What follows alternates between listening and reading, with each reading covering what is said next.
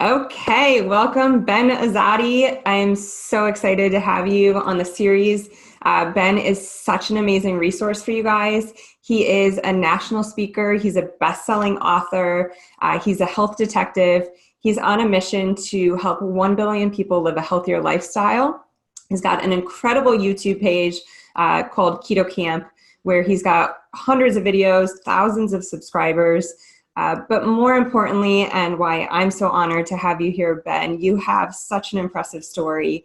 And you've really gone from being someone who was not only not healthy, but probably pretty sick. I know your health markers were that of someone twice your age. And so I'm so glad and thank you for being here to share your inspiring story and how you're now using your story to help people get healthy too. So thanks. Yeah, it's my pleasure. I'm grateful to be here with you, Melissa. Thank you. Great. Okay, so we're going to basically, just so I can lay out the way this interview and our time is going to go, Ben's going to share his story. We're going to talk a little bit about the problem with how we've been taught to eat as a society and why people are more sick than ever. We're going to talk about the solution, which is always super important, and how easy it can be to start to implement, and where people get stuck, if people get stuck, and kind of help navigate those potential challenges or problems. And then we'll share some great resources with you guys. So Ben, let's get started. Yeah, Tell this us. is going to be fun. Let's do this. Yeah. Okay. So yeah, my story is that where we're going to start, right? Yes. So if you're watching this, you see that I'm a pretty lean guy, I look healthy, but that wasn't who I was for the first, I would say, 24 years of my life. I was that obese kid actually growing up here in Miami, Florida. I was bullied. I was picked on. Never had a girlfriend. I was the kid who was so ashamed of his body, so much self-limiting beliefs, and I was mentally obese as well as physically obese. And I would be afraid to go to outdoor activities. I would be afraid to go if I was invited to a pool party. I thought, oh my God, I would have to take off my shirt, and I would be made fun of because every time I did take off my shirt, I was made fun of. And I lived a very unhealthy lifestyle, a very typical standard American diet, which I now call the stupid American diet. And my mom, she and my father, they immigrated from Iran back in the 70s. And my mom worked 3 jobs. She's an amazing woman. She's just my. I look up to her so much. The most unselfish person I've ever met in my life. And she was doing the best she can, raising 2 children on her own. My parents got separated, and she worked as a manager at Kentucky Fried Chicken, which is a fast food restaurant here in America. And she would bring home leftovers every single night, to feed her family, to feed me. And she was doing the best she can. And so I ate Kentucky Fried Chicken just about every single day. And I got into a really bad crowd in high school. I got into drugs. I got into video games, and it showed with my health. And that went all into my adulthood. I was 24 years old, which was now 11 years ago, back around 2008, 2009. And I was working at a packing and shipping store as a manager. I was there for almost 4 years. I was with my girlfriend who broke up with me. We were together for almost 4 years, and she ended up breaking up with me. So I was there, now single, obese. I weighed 250 pounds at this point in my life. I was addicted to video games. I was addicted to really unhealthy food, standard American diet, eating every 2 to 3 hours, eating a lot of sugar. And I would play video games probably 6 to 7 hours per day, all into the night, and then go to work. I live an uninspired life pretty much. When my girlfriend broke up with me, I was so devastated because I was lost. I didn't have I didn't know where to begin. And I was actually so depressed at that point in my life, and I was so rock bottom that I was on Google looking for ways to end my life. I was actually searching for ways to kill myself. And every time I did that, I would think about my mom, and it would stop me in my tracks because I didn't want to leave that for her.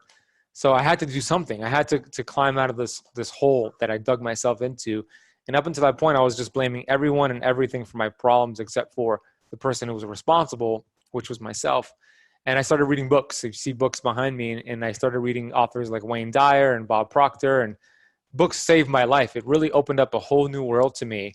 And I discovered at that point that I'm in the dirt, not because I'm there being buried, but because I've been planted, and this is my time to bloom. And it had to start with my health. I realized that without my health, nothing will matter in my life. I could be making more money and I could be developing relationships, but if I didn't have my health, what's the matter? What's the point of all that? Because our health is our true wealth, and it pays the best dividends. So I started studying health, and I took responsibility. And 9 months from that point, I went from 250 pounds, obese, 34% body fat, size 38 in my pants, my waist.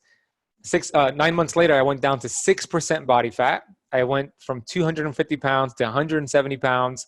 I finally achieved a physical six pack for the first time in my life. And what was more important than the physical six pack is I carved out a mental six pack. I transformed my mental health, and I would take that over a physical six pack any day of the week. And that's where I got started into the health space at that point in my life. Love it. So inspiring. Okay, so basically you took responsibility, which I love. And I know that when we take responsibility for ourselves, we stop blaming others. I've even heard you say this on some of your videos. You literally can't be angry anymore, right? So you put it into more of like a self-empowerment state where you can make these changes. You can't blame anyone anymore. You're no longer the victim. You surrounded yourself with books, which I love. I see our brain as a muscle, and we have to exercise it every day. And we're bombarded with negativity and people in our lives that support us, and also people in our lives that suck, right? And so we've got to continue to feed that muscle to stay on track with our goals. Okay, love it. What did you do physically? Were there things that you did with, like diet that you did that worked well? Were there things that you would have incorporated that you didn't? Yeah. So what I did to lose the weight was not the way I teach it now, because although I lost the weight and I got to that healthy body weight that I wanted to get to, I was one of those fit, sick people out there. So I was thin on the outside, fat on the inside. I had acne, I had digestive issues, I had bloating. And the way I lost the weight was I did P90X, which was great, and I still recommend that as a working out program. But I followed whatever I learned in Men's Health magazine. So that was pretty much lower fat, higher carbs, eating every 2 to 3 hours, portion control, tracking your calories, being in a deficit, which got me to my weight. But then all of a sudden, I realized that I didn't feel so great, and the weight started coming back on. I started putting on more weight, and I thought it was just a matter of exercising more and eating less, and I did that, and it worked short term, and then the weight came back. So I was getting a little frustrated, and I was seeking solutions to how I could keep the weight off and feel better as well. And then I actually got into the vegan diet for a little bit, and I learned from that. I did it for a year and a half. I was a strict vegan, and it worked for me at first, and then it stopped working. But something I learned from that is I put myself in a box, a dogmatic box as a vegan. I thought it was the healthiest diet. I thought it was, saving the planet, saving the world, and I was living a healthy life. When in reality, my health was I was sacrificing my health in order to fulfill this desire to call myself a vegan. And it took me 15 months to realize that I was hurting myself, hurting my health. And that was about 6 or 7 years ago. And then that's when I started transitioning, and I started studying about the keto diet and realizing that we're not meant to be eating so frequently. And that's when I got into keto and fasting. Great. Okay, so let's touch on that. Going back, I've read Men's Health magazine too. There's definitely some great tips in there. And I think we've all, over the last number of years been taught, particularly when you're wanting to get fit, lose fat, burn muscle, not so much for autoimmune chronic disease conditions. I just don't feel like that's been really that much addressed through diet. But we were really taught to eat every couple hours, right? So you don't want to let your blood sugar crash.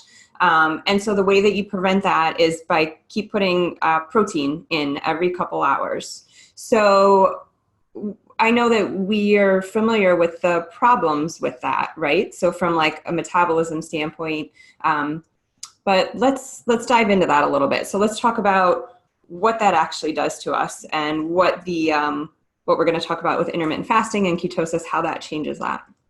Yeah. And the problem with that is when I was doing that, I taught myself to be dependent on glucose. Like you said, a hit of glucose to get through the day. And it does help when you have that snack every 2 to 3 hours, because you've taught your body to be dependent on sugar as its primary fuel source. So we're made up of 70 trillion cells, and our cells could only choose two sources of fuel. Either we're burning sugar, glucose, or we're burning fat. I was skinny, but I was a sugar burner. And there's a problem with that. It's because it's a very dirty fuel source. So I always like comparing burning sugar, glucose, to a diesel truck that's just speeding through the highway, trying to get to its destination. It has a lot of smoke coming out of its exhaust pipe. It's not healthy for the environment, and it's probably not going to get to its destination safe. Most people are in this state. They're burning sugar. They need a hit of glucose or they can't get through the day. I was there myself. Now, our cells could also burn fat as a fuel source and produce ketones. That's a much more efficient fuel source for our cells because it creates less oxidation. It's like a Tesla cruising through the highway. It's clean energy. It's healthy for the environment. It's going to get to its destination safe. So the ultimate goal, this is what happened to me. I had a light bulb moment that, oh, wow, I'm lean. I don't feel so great because I'm a sugar burner. So how do I make that transition to teach my body to burn fat, not as its only fuel source, but as its primary fuel source, so I could have this metabolic flexibility, and that's the goal here, to go back and forth between the two without a hiccup. Most people, I didn't have that flexibility. If I decided, okay, I'm going to go all in with fasting right now at that point of my life, I would have just had low blood sugar and I would have hated fasting. So there's a proper structure and a way to do it so you're able to have that flexibility. Absolutely. Yep. So I'm previously one of those girls that had to eat every couple hours. I would get what we all call hangry, right? Like, lay off me, I'm starving. I need a protein bar. And I thought that was fine. You know, everywhere I went, I had my snacks in my bag. And, you know, the typical American eats something like 17 to 19 times a day when you count every single thing we put in our mouth besides water. And so for most people who are used to eating the way that I think we've all grown up eating, you say the word fasting and it becomes really scary because we've become used to glucose as our main fuel source. And so when we've gotten used to that, we don't know what to do. Our bodies don't know how to tap into fat as a fuel source. And so you do feel kind of yucky. What Ben is talking about is switching over into a fat burner, which you can do pretty easily. And we're going to talk about that in a minute. And at that point, not only do you not feel yuck when you skip meals, you actually, I'm sure, Ben, you can attest to this, you feel super clear, tons of energy, super efficient and focused. Am I right? Yeah, it's the exact opposite of what most people think. Because if you do it the right way, which is the way that you teach, Melissa, you're going to get the benefits of it because you've taught the body to utilize fat for fuel. The problem is that if you do it without having a coach, if you do it without having a structure, what's going to happen is your body's going to burn through its sugar reserves, which is in your liver, it's in your muscle. And then once you get through that, you don't have the capability to tap into your fat. So the body's going to do two things. The brain, first of all, is going to send you an intense signal to go find sugar, to find some carbohydrates to fulfill its desire of glucose. And if you just have the best willpower in the world and you just ride that out, the next thing that's going to happen is your body is just going to break down protein and turn that into sugar to fulfill the body's desire because you have all this fat and you don't have any access to it. And that's the problem because we were designed to eat food, store that food as body fat, and then we don't eat food and we pull that body fat out. So we want to get back to the way we were designed to be.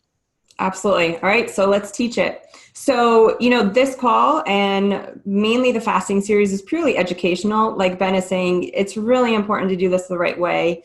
And so I do run programs where it's more coaching. We're doing it in the fall, but we're going to pretty much explain like the how-to around it. And then it's just really good to do it with guidance, whether it's with me or, you know, someone else, it doesn't matter. But these are principles that everybody can adopt, and we all are here for the same purpose. We want everybody to feel and function at a higher level. So we're super pumped to share this information with you. All right, so let's talk about feast, famine cycling, and diet variation, right? So so feast, famine cycling is a kind of a general term for what our body is intended to do. So our body naturally is meant to go, we're genetically programmed basically to be able to go periods of time without food. We were designed to be hunters gatherers where we'd go out, we'd find this food, we'd eat it, and then there'd be a chunk of time, you know, maybe hours, most likely days, perhaps even a week or so where we wouldn't have this food readily available. So if we didn't have these systems in our body to find other fuel, we wouldn't have survived as a species. And so what happens when we start to incorporate these feast eating with famine fasting cycles, magical things happen. inside our bodies. Yes, exactly. And we've learned a lot from Dr. Pompa, our coach. And I've personally learned so much about these feast famine cycles. And that's exactly what it is. We were hardwired, like you said, we are programmed, it's set up in our DNA to follow this structure. And when you follow this structure, your body's going to reward itself because your hormones become more sensitive, meaning they're able to get into your cells so they could burn fat, so you could produce energy, so you could feel good. And that's what we want. Most people are what we talked about, like myself, when I was a sugar burner, I was in a constant fed state. I was constantly spiking glucose and insulin. So I was activating a pathway called mTOR. Not to get too scientific, but mTOR stands for mechanistic target of rapamycin, and that just means anabolic growth. So I always tell people, when you hear mTOR, think of like bodybuilders, think of Arnold, think of that. That's growth. And it's not the bad guy unless you're constantly spiking mTOR. So that's why the average bodybuilder lives to about 58 years old, which is very young. It's about 14 years younger than the average because they're constantly eating every 2 to 3 hours. They're eating high protein diets and they're in this mTOR state. So if you look at the opposite of mTOR, we have autophagy. Autophagy is catabolic in a good way. It breaks down, it repairs, and that's what's happening when you're fasting. You're getting this autophagy, you're getting this repair. Like that, you'd also, same thing with autophagy, you also don't want too much of it because you could be too catabolic. So what we want to do here is master the art between feasting and being fasting. So that's what we want to do here. So an intermittent fasting schedule is the exact way to do it. And it's not about eating less, it's about eating less often, right? We hear that all the time from Dr. Pompa. So we want to eat and eat until full. We want to eat high quality foods, and then we want to fast and not eat. And that's exactly what you said. When we follow this structure, we become healthier because that's the way it's been for hundreds and thousands of years. Yep, absolutely. So in these times, we're actually building muscle if done correctly. You're not losing muscle. And then what's really neat that I was touching on earlier, we haven't really been taught much about like chronic inflammatory conditions or autoimmune conditions. A lot of these health challenges that people have, like this is the way to eat to help you clear some of these out, prevent some of them, or if you're living with them, to feel your best. I have shared this many times. I have a neurological form of chronic Lyme. You would never know it. And I owe that to feast, famine cycling and dipping in and out of ketosis. It's a magical formula. And that's why I'm so passionate about sharing this. It's literally changed my life.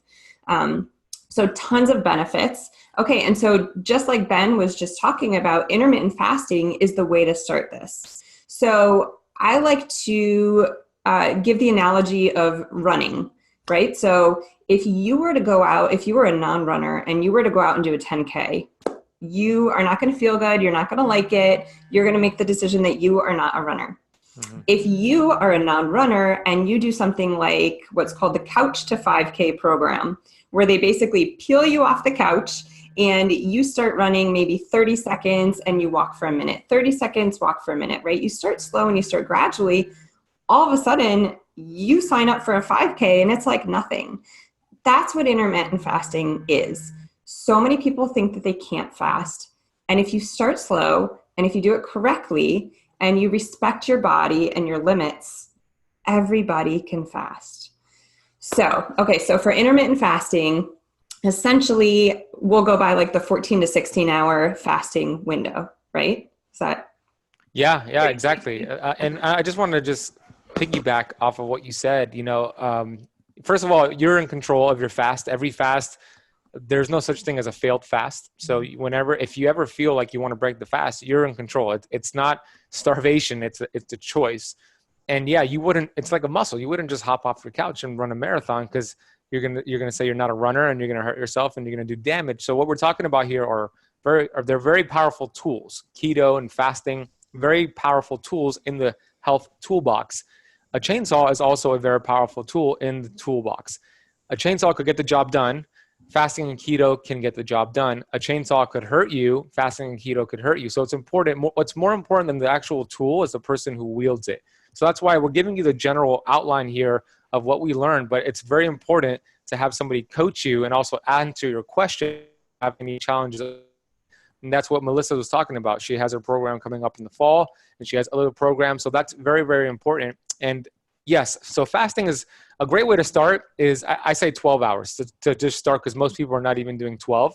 So I would say to just start with last meals at 8 p.m. and then you use your sleep as a fasting period, and then you just wait until 8 a.m. That's a 12-hour fast, very doable. And then eventually you want to push it to about a 16-hour fast, 8-hour eating window, not eating less, just eating less often. And then there's different variations, which we'll get into. Mm-hmm. Yeah. And so what's really interesting that comes up a lot of the times when I'm talking to people about this schedule is, I think for a lot of people, they actually eat this way. A lot of people are like, oh, I don't eat breakfast until 8 a.m. anyway. So one, it's easier than people think. Two, what's more important, I think, later on is, we don't want to have what used to be called like the construction worker diet, where you fast all day or you fast for a good chunk of time. You do all these beautiful, magical things inside your body as far as your health goes, and then you put in junk food, right? So the quality of food does become really important. However, I would say when you're getting started, just focus on the hours and the eating and the fasting window. Like Ben said, starting with 12 hours, count your time when you're sleeping. That's the magic of this whole thing. You get to count that time. So start with 12 hours fasting, 12 hours eating. Eat till you're full. Don't worry about when you're eating so much or even what you're eating, I guess. And then from there, maybe the next day, if that went fine, go to 13. If that's okay, go to 14. Go slow though, and listen to your body. Like Ben said, there's no failed fasts. And you can always jump out. You can always break your fast. You can always eat a little bit earlier than you intended to. It's really important to listen to your body. It is. And I also think it's important to do a little bit of some ketosis and get keto adapted before you jump in. And that's the way you structure it in your program. So I know for some people, it might sound so crazy, to go 14, 16 hours without food. But if you do it the right way, it's so much easier. You have more energy. Your body's raising counter-regulatory hormones that actually pump your body full of energy. If you think about it, we're hardwired this way. When we don't eat food, the body starts to think that we're in a famish.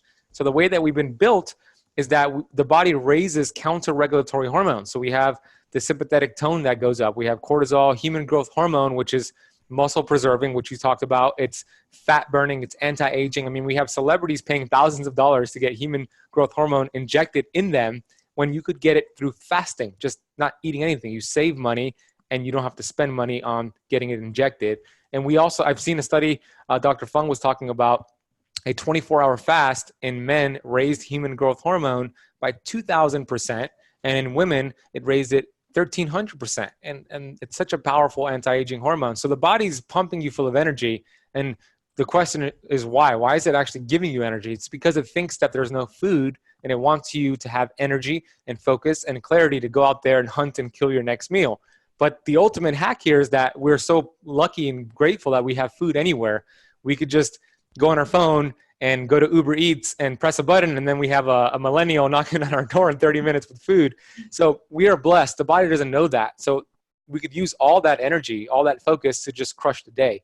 And that's the way that that's why one of the many reasons why we teach fasting and we practice it is because I feel like a rock star, like a superstar during my fasting window. Right now I'm fasted. I'm going on 18, 19 hours. It's because I had a busy day. So when you have a busy day, you fast. And I know Melissa knows all about that. So it's the complete opposite of what most people think.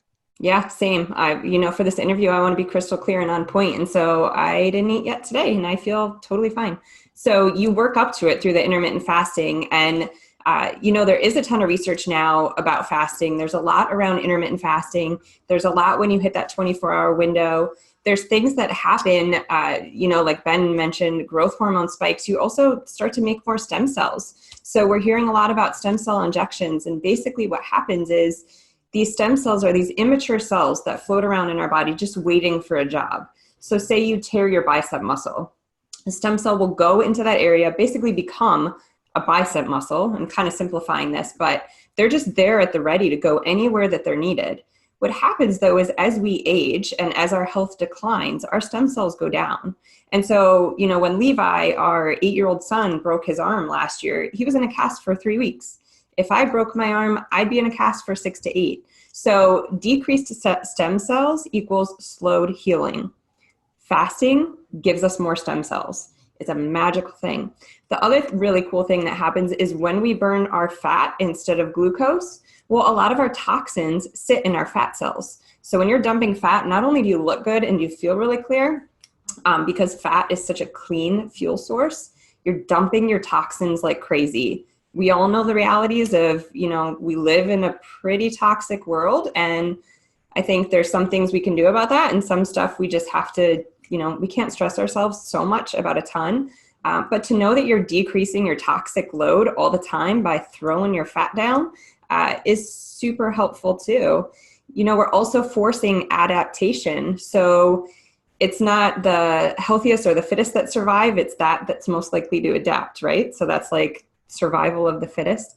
When you put your body under stresses, and fasting is one of those stresses, and as Ben mentioned, it's good to do it sometimes, not all the time, but it forces your body to adapt. It forces your cells to adapt. Toxic, sick, cancer cells cannot adapt. So you're basically killing old cells that don't serve you, which creates a rush of new cells. So it's an incredible hack, right? It's an incredible way to tap into what's already there. Yeah, you nailed it. Exactly. There's so many benefits to fasting. It goes beyond weight loss. Weight loss is just a side effect of health, of fasting, and the stem cells. I mean, you save money, you save time, you save money. When you're traveling, I just got back from being out of town. I didn't have to worry about my plane got canceled at the airport, my flight, and I was there for an additional 7 hours at the airport, and I didn't have to worry about, oh, what am I going to eat now? It's like, no, I'm just going to fast, or maybe I'll get a tea. So it makes your travel that much better, and you have better energy levels. And like you said, you get viable stem cells that are just waiting to be used. And people pay a lot of money for stem cells, and you actually could get it through fasting. So the list is pretty much endless on the benefits of fasting, and that's why we love it so much. And it's been around since the dawn of humankind. Absolutely. Okay, so kind of in summary, as the how-to of intermittent fasting, you're going to shrink your eating window. So start with 12 hours eating, 12 hours fasting. Certain things will break your fast. So not only do you not eat breakfast until, say, like 8 a.m., if you're stopping eating at 8 p.m. the night before, don't eat breakfast until 8 a.m. the next day. That's just a 12-hour fast, but that's a great way to get started. You can pretty much have water. Some people will even say you can have like black coffee or tea. Anything other than that technically will break your fast. And ideally, I would say just have water. It's not a long chunk of a time, and you're going to have a natural cortisol spike anyway in the morning, which is a whole other topic, but just wait on the coffee and tea if you can. The other thing is, what most people do in incorporating this is something called a 5-1-1 principle. So they will do this intermittent fasting 5 days a week, whether that's a 12-hour fast or, a 14 to 16-hour fast is usually what people work up to for intermittent fasting. So they'll do that 5 days. The other one day, they'll eat whatever they want, whenever they want. That's called your feast day. And then the other one is your 24-hour fast. So we are going to talk about that in this series next week. But that's a really good principle, the 5-1-1. Ben, anything to add to that? Yeah, I think the 5-1-1 is great for long-term fasting results. It's a great structure for the feast famine that we talked about. So you're not getting too much mTOR, the anabolic, or you're not getting too much of the autophagy, the catabolic. It's just that perfect sweet spot. I follow something similar to that nowadays, and I have a lot of my seasoned faster clients do the same. So the 24-hour fast that you're going to talk about next week is very important because I'm sure you're going to get into it. You're going to get more of that autophagy. You're going to get more of that repair. Damaged cells are leaving the body. Healthier cells are being reborn. So it's great. And then you have a feast day. So if you have an event coming up, if you have something going on, I just choose a Sunday where I'm eating breakfast, lunch, and dinner, high healthy carbs, and you're just reminding the body that it's not starving. So this is a great way to follow this structure and get long-term results, not just yo-yo results that a lot of people get. So I love the 5-1-1 rule. Yeah, and that feast day is great too, because that's what makes it, long-term viable, I think. Like that feast day becomes your summer barbecue with your friends, or your day out with the guys or the girls, or whatever it is. That's almost like your cheat or treat day. So not only is it great for that, so that, this can become a lifestyle, your feast day actually becomes really, really important, as Ben was mentioning. So it pulls you out of that mTOR cycle. It's actually really important is from a hormonal standpoint, which we'll talk about later in the series. But 511 is a great place to be to maintain this kind of schedule. That's like for the long haul. That's pretty much where I live. Yeah, me too. Love it. Perfect. All right, Ben. So much incredible information. I know you have some amazing platforms I want to share as well. So I mentioned your YouTube channel, Keto Camp, and I'll share the link to that. Ben has some incredible videos. I love your videos. My favorite is your blooper track. So Keto Camp YouTube channel, and I'll post the link. You've also got an amazing podcast. So that's the ketocamppodcast.com. And then, very exciting, Ben has a book, The Intermittent Fasting Cheat Sheet, and one of you guys are going to win a copy. So I will share the details for that on our Facebook page for that little challenge. All right. Anything to add? Any advice for people thinking about getting started, scared about getting started? Yeah, I would say that you're in great hands with this information with Melissa. Melissa's brilliant at what she does. So you have a great coach here, and take action with whatever services she provides, because I think it's so important to have a coach. We're giving you the bare bones here, but it's usually a coach that's going to help hold you accountable and get you to where you want to get to. I always have a coach because I know that I want to get results. So if you're serious about getting results, definitely get a coach. And you have a lot of information. We gave you a lot of tools here. Something that's always I see missing out that I just want to add to this is just having love for yourself, loving yourself no matter what, having gratitude, being grateful for whatever is going on, because I believe that there are two of the biggest healers that we have. If you could love yourself, if you could be grateful for every little thing, like being grateful for the internet that we could have this conversation, just being grateful for the lights here, just every little thing, find gratitude in everything you see, everything you're experiencing. Everything outside of that, keto, fasting, will be that much more effective, because I've seen so many people do keto, do fasting perfectly, working out perfectly, even sleep perfectly, but they're so angry inside, they're resentful, they're ungrateful, and they're not going to get well. You cannot heal a body that you hate. So love yourself, be grateful, and then add these tools into the mix, and it's going to transform your life. Wow. Incredible advice. Thank you, Ben. I mean, you guys just had the honor of being with Ben Azadi, who, you're such an inspiration, Ben, and your story is incredible. And I know you're helping thousands and thousands of people. So thank you for taking the time with us, and thank you for sharing all your incredible knowledge. Yeah, and I admire you too, Melissa. So thank you so much. And I'm grateful to be on this journey with you. So let's keep it going. Thanks.